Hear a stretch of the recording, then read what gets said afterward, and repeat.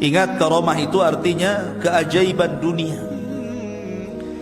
Keajaiban dunia itu ada 3. Pertama, mukjizat, dan itu hanya dimiliki para nabi dan rasul. Yang kedua, karamah, dan itu dimiliki para wali-wali Allah dari kalangan para ulama dan orang-orang saleh. Dan yang ketiga, sihir, dan inilah yang dimiliki oleh dukun-dukun, bomo dan yang sejenisnya.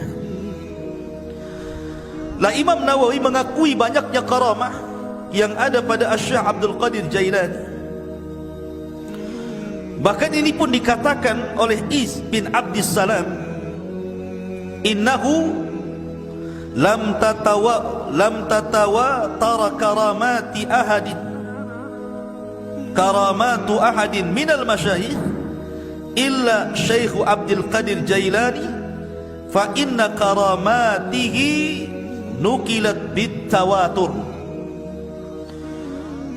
Tidak ada satupun berita yang masyhur dari para ulama dari karamah-karamah para masyayikh yang lebih masyhur, yang banyak diceritakan manusia melebihi karamahnya Syekh Abdul Qadir Jailani. Itu pengakuan ulama besar Al-Izz bin Abdissalam itu. Bahkan Imam Zahabi memuji luar biasa. Ingat, kalau sudah Imam Zahabi yang bicara, berarti orang ini bukan kaleng-kaleng. Orang ini orang betul, ya. Kata Imam Zahabi rahimahullahu ta'ala ketika mensifati Syekh Abdul Qadir Jailani, dia mengatakan Asy-Syaikhul Imam Al-Alim Az-Zahid Al-Arif Al-Qudwatu Syekhul Islam Alamul Awliya Muhyiddin Abu Muhammad Abdul Qadir Ibn Abi Saleh Abdullah Al-Jailani rahimahullahu ta'ala. Kata Imam Zahabi, Abdul Qadir Jailani adalah seorang syekh, seorang imam, seorang alim, orangnya paling zuhud, paling cerdas, dan layak diikuti kehidupannya. Dan dia Syekhul Islam, dan dia memiliki alamat wali-wali Allah, Muhyiddin, penghidup agama. Kunyahnya Abu Muhammad Abdul Qadir Al-Jailani rahimahullahu ta'ala. Kemudian juga dikatakan oleh Al-Hafidh Ibnu Hajar Al-Asqalani, kana Syekh Abdul Qadir Jailani mutamassikan biqawanini syari'ati yad'u ilaiha ila akhir qawlihi Ibnu Hajar. Jadi Ibnu Hajar Al-Asqalani sampai mengatakan dia adalah Syekh Abdul Qadir Al-Jailani, orang yang paling berpegang dengan undang-undang syariat. Bahkan dikatakan oleh Al-Imam Ibnu Qudamah Al-Maqdisi, Ma'ruf Ibnu Qudamah, dia mengatakan dakhalna bi Baghdad sanata 61 wa 500. Aku masuk ke Baghdad pada tahun 561 Hijriah. Fa idza Syekh Abdul Qadir Jailani biha intahat ilaiha biha ilman wa amalan wa halan wastifta'an. Ternyata semua ilmu orang-orang Baghdad, amalan orang-orang Baghdad, fatwa orang-orang Baghdad kembali kepada Syekh Abdul Qadir Jailani. Lihat pujian yang luar biasa. Bahkan Ibnu Katsir juga memuji beliau dan mengatakan kana fihi tazahhada katsir. Beliau adalah orang yang memiliki sifat zuhud yang banyak. Dan banyak lagi tidak perlu saya bacakan pujian-pujiannya, nanti habis waktunya hanya untuk memuji beliau saja. Taib, kita masuk dalam beberapa kisah yang menakjubkan dari Al-Imam Abdul Qadir Al-Jailani rahimahullahu ta'ala. Asy-Syaikh Abdul Qadir Jailani adalah orang yang sangat produktif, banyak karyanya. Di antaranya dia mengarang kitab Ighatsatul Arifin wa Ghayatu Minal Wasilin, kemudian Adabus Suluk, kemudian Tuhfatul Muttaqin wa Sabilul Arifin. Kemudian juga yang paling dikenal kitabnya adalah Gunyah li Talibi Tariqil Haq. Kemudian juga yang paling dikenal kitabnya adalah Futuhul Ghaibi. Kemudian juga Fathur Rabbani, Fathur Rabbani ma'ruf. Kemudian juga kitabnya At-Tariqu Ilallah. Dan banyak lagi kitab-kitab beliau. Artinya beliau memang produktif, banyak karyanya, luar biasa. Lah sebagaimana para ulama yang lainnya, ikhwatu fillah muliakan Allah Azza wa Jalla, Syekh Abdul Qadir Jailani ini meninggal, ayahnya ketika baru meninggal, baru melahir, beberapa bulan setelahnya ayahnya meninggal. Artinya Syekh Abdul Qadir Jailani ini yatim, dan yang mencetak dia menjadi ulama besar itu rupanya ibunya. Sering saya ulang-ulang, banyak para ulama dunia yang mencetak ulama siapa? Ibu-ibunya. Imam Syafi'i dicetak ibunya, Imam Ahmad yang cetak ibunya. Termasuk juga Syekh Abdul Qadir Jailani yang mencetak menjadi ulama besar adalah ibunya, karena dia terlahir yatim. Ibunya adalah wanita yang sangat salihah, dan nasabnya saya katakan tadi sampai kepada Husain ibn Ali. Artinya dia seorang Husainiyah, wanita dari ahli bait, keturunan Husain ibn Ali ibn Abi Talib radhiyallahu anhu. Lah Syekh Abdul Qadir Jailani ini lahir di Jailan. Jailan ini kalau sekarang mungkin ada satu daerah di Iran. Di Iran ada tempat namanya Jailan. Maka Syekh Abdul Qadir Jailani dinisbahkan kepada daerah kelahirannya Jailan. Maka disebut Abdul Qadir Jailani, karena dia orang Jailan, dan Jailan itu satu kota kecil yang ada di Iran ketika itu. Dan itu bukan kota para ulama. Jailan itu bukan kota para ulama, sehingga Syekh Abdul Qadir Jailani tidak puas belajar di Jailan, karena itu bukan kota para ulama. Maka sebagaimana umumnya para ulama, dia pun rihlah li talabul ilmi, berangkatlah dia dari Jailan menuju Baghdad.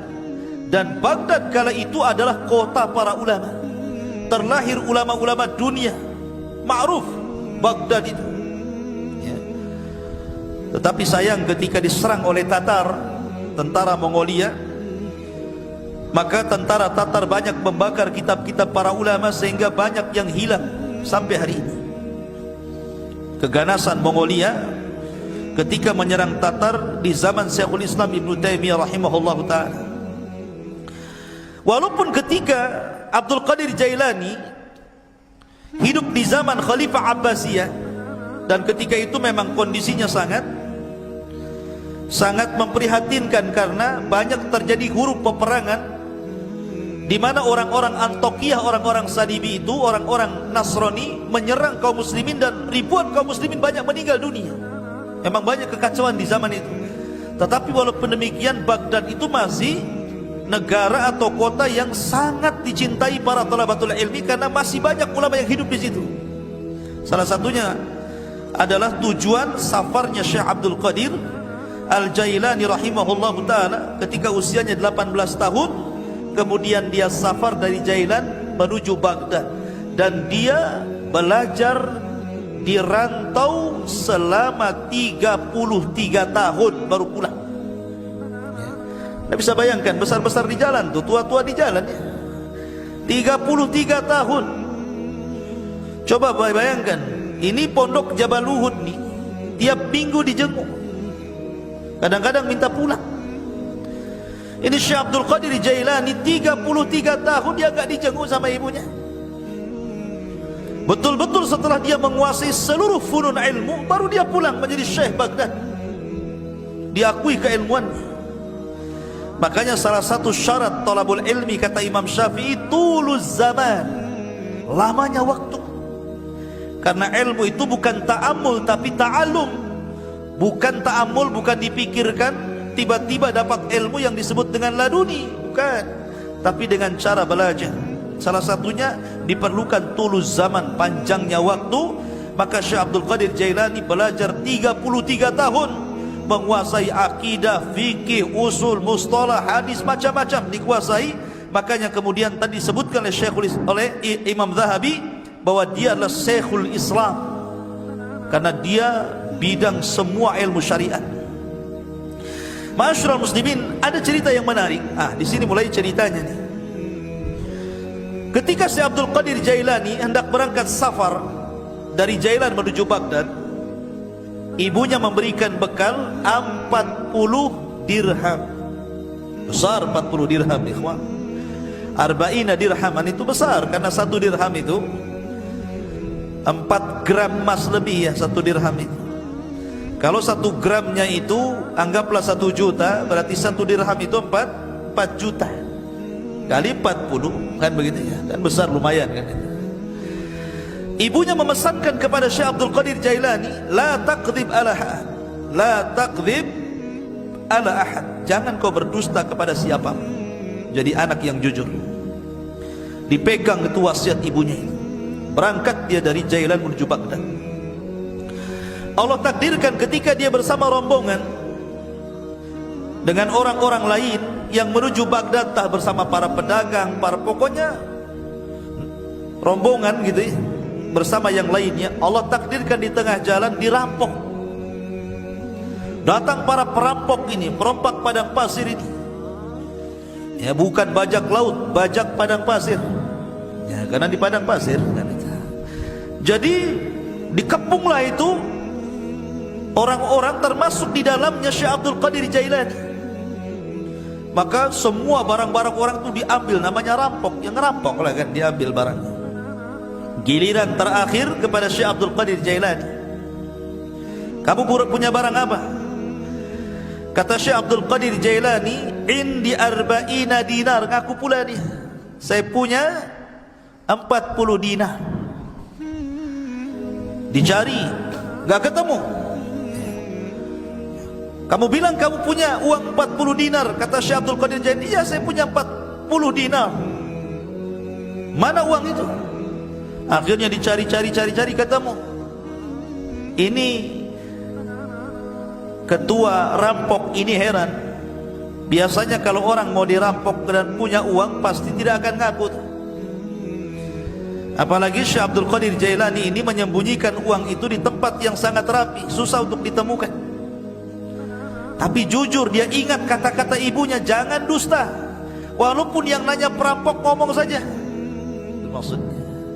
Jadi rampok ini mengatakan kepada Syekh Abdul Qadir Jailani, kenapa kamu mengaku kamu punya uang arba'ina dinar, 40 dinar itu? Maka dia mengatakan, karena aku sudah berjanji kepada Allah, kemudian kepada ibuku dan kepada diriku sendiri, alla akdzib ahadan, aku tidak mungkin dusta kepada siapapun, termasuk kepada kamu wahai para perampok.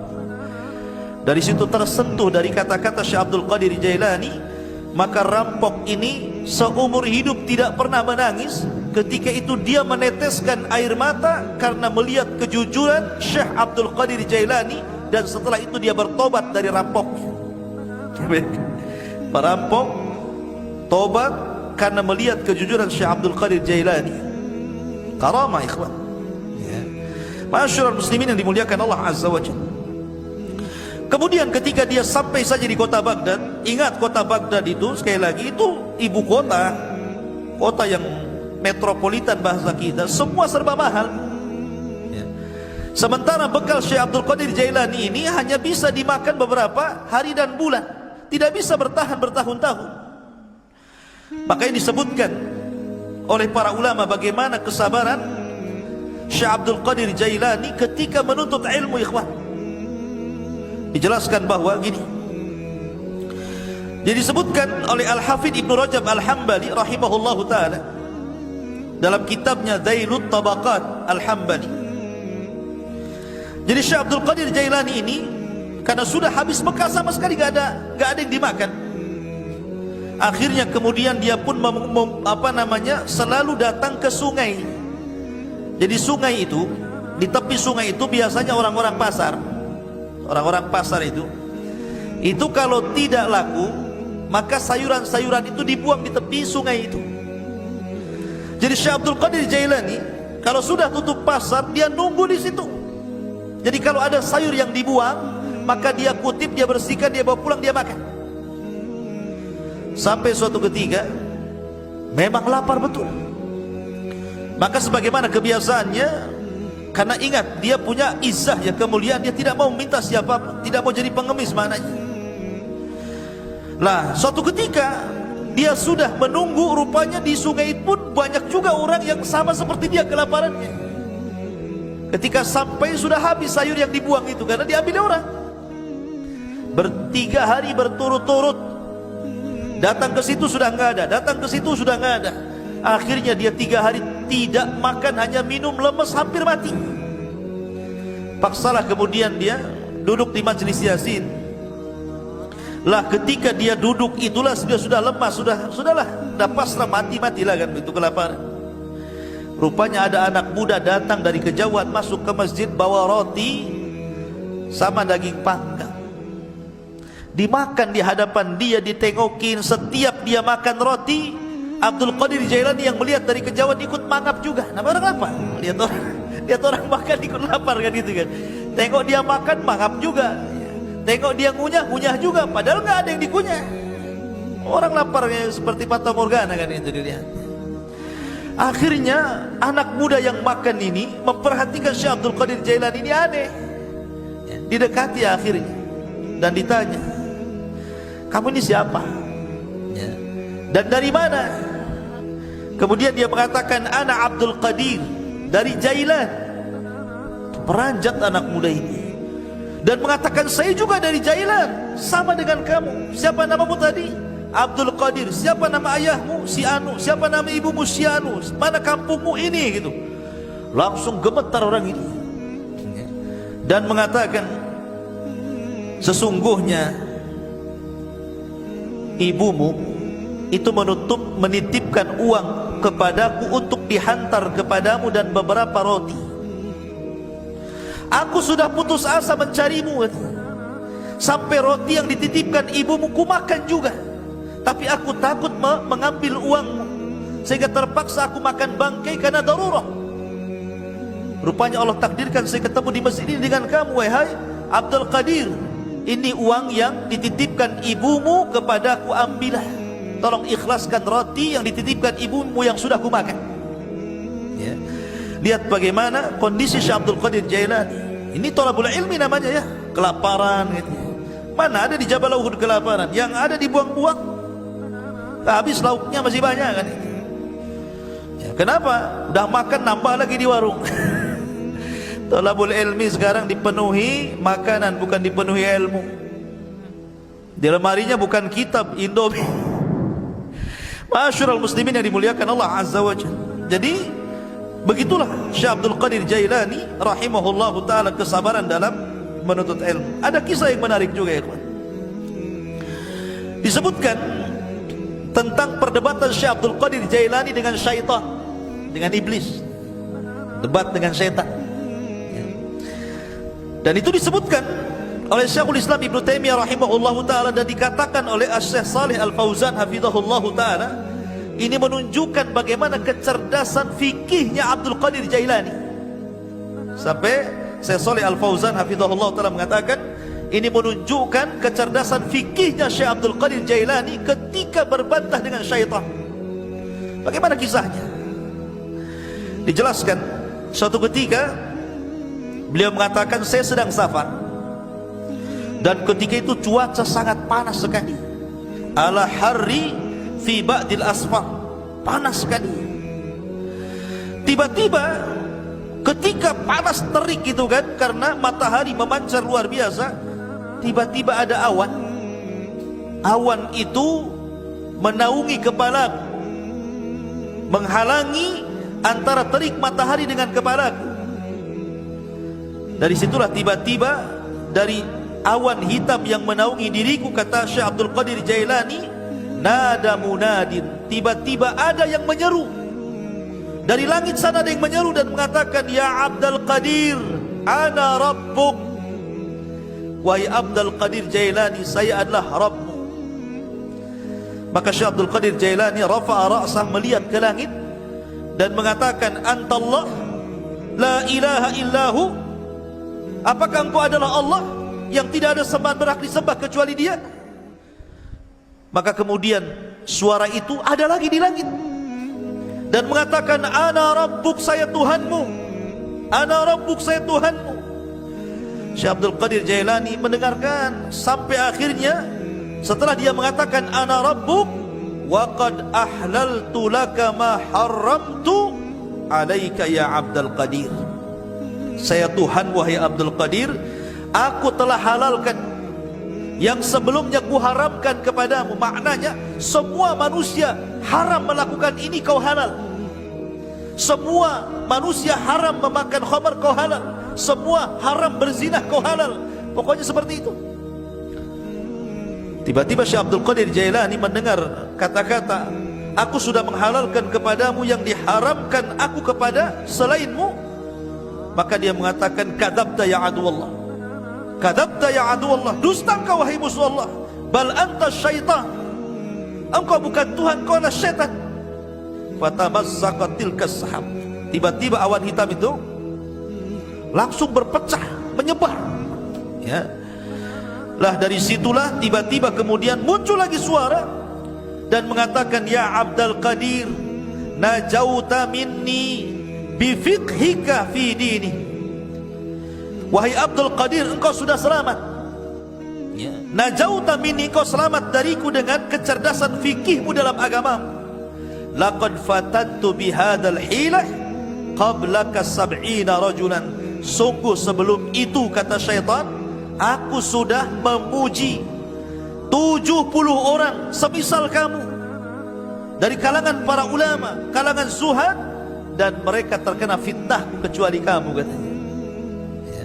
Lihat bagaimana Syekh Abdul Qadir Jailani mengatakan apa? Tidak mungkin. Kenapa? Kenapa Syekh Abdul Qadir Jailani mengatakan kadzabta, dusta kamu? Karena kata Syekh Abdul Qadir Jailani, ketika ditanya, maka dia mengatakan, araftu annahu syaitan. Kenapa aku tahu dia syaitan? Karena ketika dia mengatakan aku halalkan kepadamu yang kuharamkan kepada selainmu, maka dia mengatakan, li anna ba'da Rasulillah sallallahu alaihi wasallam la tahlila wa la tahrim, tidak ada yang berhak menghalalkan dan tidak ada yang berhak mengharamkan setelah Nabi sallallahu alaihi wasallam. Bagaimana mungkin kalau kemudian dalam dunia tarekat, ya, di mana orang itu kalau sudah tingkatan makrifat sampai meyakini adanya hululiyah, manuggale, gusti, itu ya, bahwa Allah itu betul-betul menyatu dengan badan, tiba-tiba kemudian seseorang boleh tidak melaksanakan sholat, boleh meninggalkan zakat, boleh meninggalkan puasa, boleh tidak haji, karena alasannya Tuhan sudah menyatu, ana anta anta ana, bahasanya. Saya kamu, kamu saya, katanya. Bingung dia, mana saya, mana Tuhan, karena menyatu masalahnya. Makanya terkadang makin makrifat itu bukan makin baik, makin bejat, kan begitu. Karena dia meninggalkan sholat, dia meninggalkan apapun. Ketika ditanya, kenapa anda tidak sholat? Siapa bilang saya tidak sholat? Bukankah Allah yang mengatakan, innas sholata li dzikri, sholat itu untuk mengingat diriku. Jadi kalau aku sudah ingat Allah, aku sudah sholat, katanya. Karena sholat itu untuk mengingat diriku. Apalagi kemudian Allah berfirman, u'budullaha hatta ya'tiyakal yakin, sembahlah Allah sampai yakin. Aku sudah yakin, ngapain aku nyembah, katanya, kan. Nah, kacau nih kalau sudah Quran dipelintir-pelintir. Padahal yang dimaksud sembahlah Allah sampai yakin, maksudnya sampai ajal. Yakin di sini maknanya ajal, kata Imam Ibnu Katsir rahimahullahu taala dan ahli tafsir yang lainnya. Sembah Allah sampai mati, bukan sampai yakin. Artinya kalau sudah yakin tidak perlu sembah, gitu. Nah, itu kebelinger tuh. Ma'asyiral muslimin, jadi Syekh Abdul Qadir Jailani mengatakan apa? Dia mengatakan bahwa setelah Rasul tidak ada yang menghalalkan, tidak ada yang mengharamkan. Makanya dia mengatakan kepada syaitan, ya, kadzabta, dusta kamu. Gak mungkin halal bagiku, haram bagi orang lain, atau sebaliknya, kan gitu. Ma'asyiral muslimin yang dimuliakan Allah Azza wa Jalla. Dari sinilah maka Syekhul Islam Ibnu Taimiyah rahimahullahu taala, beliau memuji dua perkara dari sosok Syekh Abdul Qadir Jailani. Pertama, ketika Abdul Qadir Jailani membahas tentang takdir dan membantah penyimpangan dalam Qadariyah. Yang kedua, bagaimana ketika Abdul Qadir Jailani mendebat syaitan. Dari sini salah kata Imam Ibn Taimiyah, aku sangat mengagumi Syekh Abdul Qadir Jailani, sebagaimana disebutkan Imam Abdul Qayyim dalam kitabnya Madarijus Salikin fi iyyaka na'budu wa iyyaka nasta'in. Ma'asyiral muslimin yang dimuliakan Allah Subhanahu wa taala, Syekh Abdul Qadir Jailani walaupun dia sudah menjadi ulama besar, tapi dia dikenal keberaniannya, laumata laim, enggak peduli orang dia. Dia tidak takut kecuali kepada Allah. Syekh Abdul Qadir Jailani tidak takut siapapun, sampai kepada penguasa dia tidak takut. Ya. Dan dia suatu ketika salah satu Khalifah Abbasiyah itu bernadar, nadarnya seperti ini: saya akan beribadah kepada Allah di waktu di mana manusia tidak ada yang beribadah. Gimana caranya coba? Saya akan beribadah di waktu di mana tidak ada satupun manusia yang beribadah. Kira-kira kapan tuh? Mana bisa? Ya kan? Satu dunia ini manusia pasti ada yang beribadah, kan begitu ya? Enggak di sini ya di sana, enggak di sana di sana, kan gitu ya? Kapan waktunya coba? Mana kita tadi tahu sampai bernadar seperti itu, saya akan beribadah di waktu manusia tidak ada yang beribadah? Mustahil. Ya. Karena setiap detik, setiap menit itu pasti ada orang beribadah di mana-mana. Entah di sini tidak ada, di sana ada, di sana tidak ada, di sana lagi ada. Di Indonesia tidak ada, di Mekah ada, di Mekah tidak ada, di Yaman ada, kan begitu. Sulit kita ini kemudian menentukan waktu di mana manusia tidak beribadah, dia beribadah. Akhirnya para ulama di zaman itu berkumpul memberikan fatwa bahwa khalifah harus bayar kafarah, karena mustahil beribadah di waktu di mana manusia tidak beribadah. Khalifah harus bayar kafarah, kafaratul yamin, puasa 3 hari berturut-turut atau memberi makan 10 fakir miskin. Tiba-tiba Syekh Abdul Qadir Jailani mengatakan, tidak, kamu harus tetap beribadah di mana manusia tidak ada satupun yang beribadah dengan ibadah yang sama dengan kamu. Kata Syekh, kata Khalifah bingung, kenapa Syekh Abdul Qadir Jailani memfatwakan seperti itu? Yang lain mengatakan bayar kafarah, dia pula kau harus tetap melaksanakannya. Kata Khalifah, lalu ibadah apa itu? Kalau saya sholat hari ini, di sana sudah ada orang sholat. Kalau saya puasa hari ini, di sana sudah ada orang berpuasa. Kalau saya umpamanya sedekah hari ini, di sana ada orang sedekah. Ibadah yang mana yang tidak bisa kemudian sama waktunya dengan orang lain? Katanya, Syekh Abdul Qadir Jailani, kau harus berangkat ke Makkah, kau umrah. Setelah kau umrah, kamu harus menyempatkan untuk tawaf di saat manusia tidak ada yang tawaf di situ. Ya. Akhirnya dia pun betul-betul umrah. Kemudian dia mendapatkan waktu di mana tidak ada satupun orang yang tawaf. Disitulah dia tawaf. Ya. Kalau kemarin pas ya Ka'bah lagi kosong corona ya, nggak ada orang tawaf gitu ya. Ya. Tapi yang jelas bahwa dari peristiwa ini terkenalah nama Syekh Abdul Qadir Jailani. Dari kasus ini terkenal nama Syekh Abdul Qadir Al-Jailani rahimahullahu ta'ala.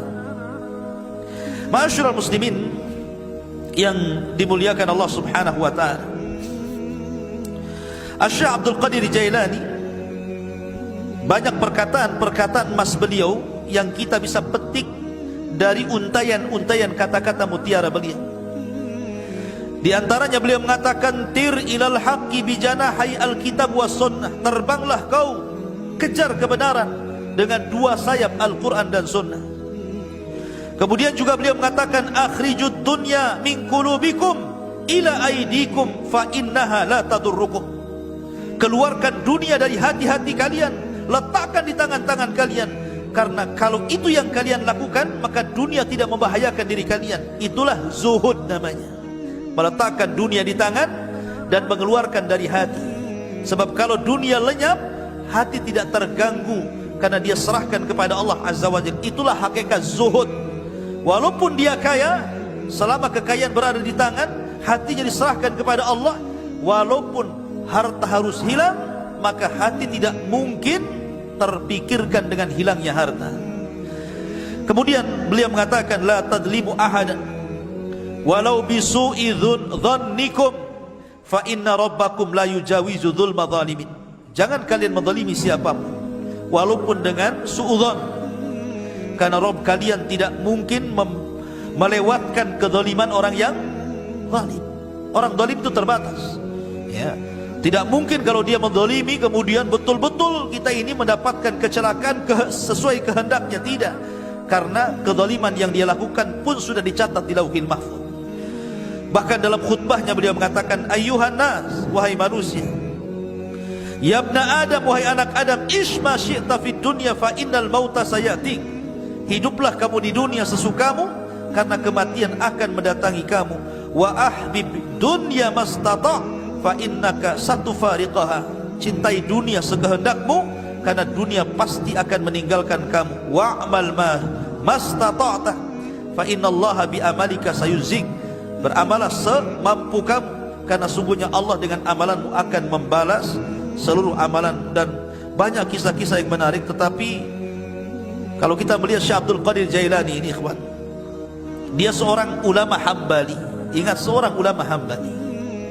Memang dia itu punya kelebihan, kalau dia berceramah, memang dia seorang orator.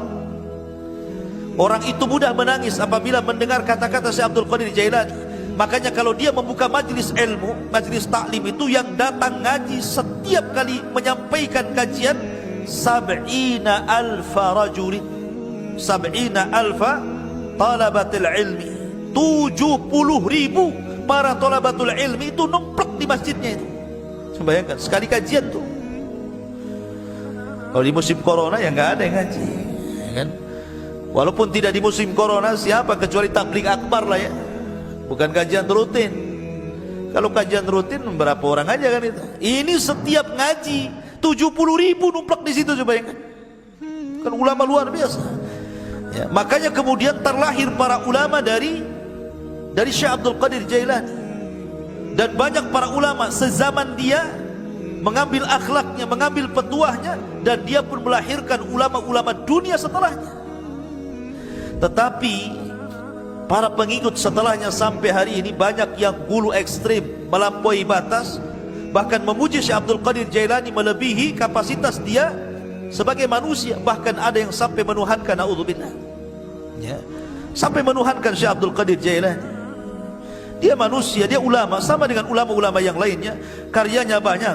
Terkadang orang-orang yang mengkultuskan Syekh Abdul Qadir Jailani, dia sendiri tidak paham siapa Abdul Qadir Jailani, bagaimana karya-karyanya, bagaimana pengetahuannya, bagaimana pendapat-pendapat dia seputar sholat, seputar zakat, seputar puasa, muamalah. Kadang nggak paham, ya.